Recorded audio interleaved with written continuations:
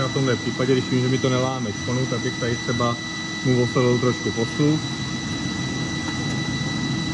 Jo, vidím, že ten mu vyhovuje trochu víc třeba. Jo, tak bych věděl, že pak dám třeba o něco navíc. Asi tam pustíme trošku vody, ať ho netrápíme zbytečně.